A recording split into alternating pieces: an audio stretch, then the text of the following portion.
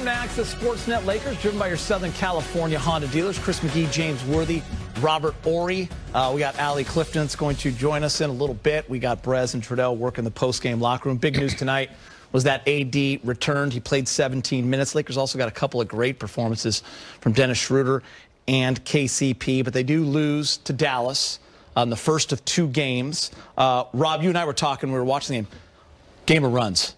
For you, what was the difference? You know, for me, to be honest, I think it was the foul situations. I think every time the Lakers would make a run, it seemed like Luka would come down and go to the free throw line, and that's going to be expected. When you see the refs are calling the game very tight for one person, you have to try to back off. But, you know, I was very proud of the way the Lakers played because in the first half, they really tried to get AD involved in the game, get his rhythm back. And in the second half, they showed a lot of talent, perseverance, and did what they were supposed to do. But it was just too many runs and just too many free throws by Dallas. Yeah, you mentioned the free throws. They were plus 12 in makes, the Dallas Mavericks. Big game, James. What about for you watching that game? I mean, for me, that third quarter was great. The Lakers come out in a 13-0 run, get back in the game. Very impressive, but in the end, too much Luka in the Mavs. Yeah, Rob is right. I mean, trying to get AD acclimated, I think maybe, you know, they weren't in sync like they have been the last couple of weeks. This team has a rhythm that they've been in, and we saw that in the second half. The problem with Luka is he's a specialist.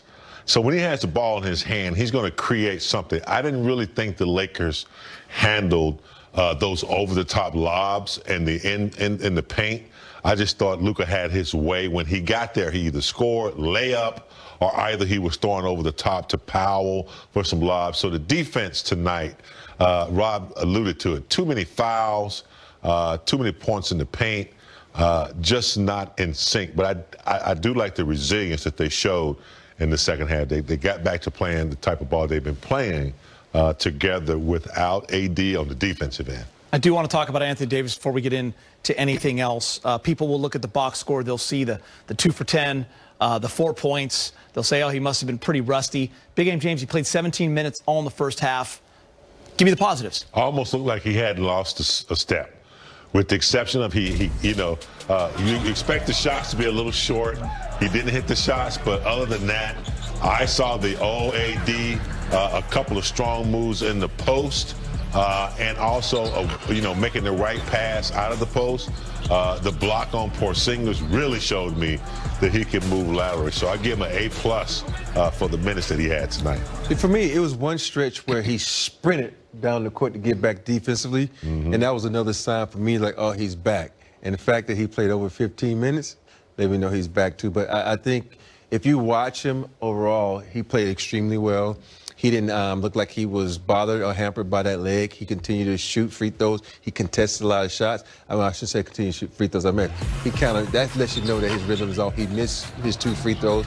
He went 0 for 2 for that. But other than that, everything was positive and is an upside. And, we have been mentioning this for the last week and a half when we knew he was going to return, that you're going to have some patience. The man was out for 67 days. He missed 30 games in a row. He wasn't going to come in here and drop 30, and all of a sudden the Lakers are rolling everybody. But you saw enough positives tonight. Explain, Big Game James, how tough it is when you miss that much time to get back into game shape. You can be working out, you can be getting right, you could be getting healthy, but there's just no substitute for the games. It'll be interesting to see what happens in the next game, because that's when you really get to see the full effect, the stamina. He's got 1 game under his belt. He's going to receive some treatment, whether he gets a little sore or not, all of that. But I think when I saw him in the game tonight, he wanted to play some more. You could tell. He was a little frustrated. He went over there and talked to LeBron. He's like, I got a little bit more left in my tank. So I expect in the next game that he may be a little sharper, maybe a little bit more impactful, a little bit more dominant than we used to see, hopefully. But I just saw a lot of good things. It's hard to come back after 2 months. We're talking about Drummond being off a month and being a little rusty. 2 months, I expect him to be lethargic, a little tired, winded. I didn't see any of that. Yeah, if you watched him play, you would think, like, why is he not playing in the second half? If someone who didn't know he's been injured. But I'm really interested to see if it's going to be any soreness, how much treatment he's going to need. He's going to wake up and say, man, I don't need any treatment, I'm fine. But that's going to be the key, because, that one game, the adrenaline steps in, because the adrenaline can hide some soreness. The adrenaline can hide different things. So I want to see what he feels like tomorrow. I think you guys are pleased with Andre Drummond's activity, and then you look at his line, 14 points, 19 rebounds, missed a couple around the basket, but he was going hard, playing defense, doing all that stuff that we expect from him. But really the question is, and it's such a small sample size, what did you see with him alongside AD? What did that look like? It looked good. Because think about it. First thing I said was he's going to be able to get some offensive rebounds. Yeah. First play of the game, he crashes his board, gets the offensive rebound. He looked after because he already knew that AD was in his sweet spot and he's going to take that shot. And he set himself up perfectly. He gets the rebound and he gets the assist. And that's what Andre Drummond does. He had 6 offensive boards tonight. He had 19 rebounds total. And we know this guy can get 20 and 20 on any given night. Yeah, and I think the coaches, along with AD and Drummond, they're going to be anxious to look at, the minutes that they play together, and they'll be able to see, what benefits those two guys playing together. But I did like what I saw. A lot of attention at AD. He's drawing 2, maybe 3 players looking at him. That frees up everybody, including Drummond on the weak side, to do exactly what Rob said, and that's clean up the glass. All right, guys, that was a big win for Dallas. They're now 2 games behind the Lakers in the loss column. Remember, they're in that 7th spot, and Portland is sandwiched between them in that 6th spot. They've had a couple of close losses recently as well. Lakers kind of going into this series knew they had to get a split, so game 1 goes to Dallas. It was a desperate game for them. Luka with 30, all 5 Dallas starters in double figures. A lot of balance from them tonight.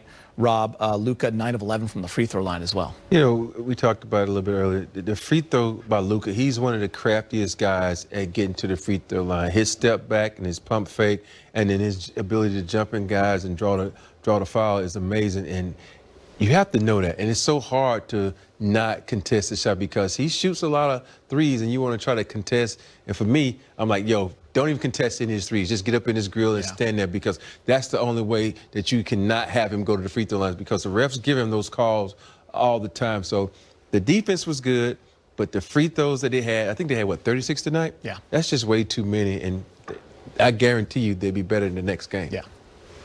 And a ton of turnovers. Too many turnovers tonight as well. So. Yeah. All right, guys, let's go back to Dallas. AD is speaking with the media after his first game since February 14th.